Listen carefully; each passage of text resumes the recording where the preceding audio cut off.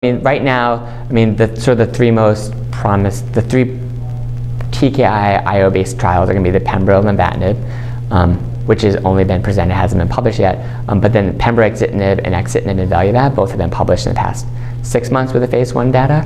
And then there's also data with other IO with the pembrolizumab with the IDO inhibitor as well, which has only been presented, not published yet. So these are very intriguing, and they leave the basis, for the ongoing trials that we have right now. So, at Dana-Farber, we're participating in the the CLEAR trial, which looks at pembrolizumab with lenvatinib versus lenvatinib with everolimus versus sunitinib, as well as the Checkmate 9ER study, which is going to look at the combination of nivolumab with cabozantinib versus sunitinib.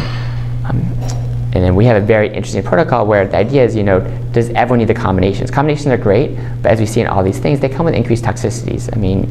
All these different trials, Nivo-Ipi 60% requires steroids. In some of these IO-TKI combinations, grade 3-4 toxicities approach 70%. So the question is, do you really need to give everyone all therapy? So we have a very interesting trial led by Lauren Harshman, where you start with nivolumab monotherapy, and then based on a response, you would add ipilimumab if you have a suboptimal response.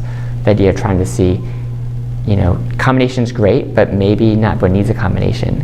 And so if you can try to give less therapy and still get the same response and avoid toxicities, it's very appealing.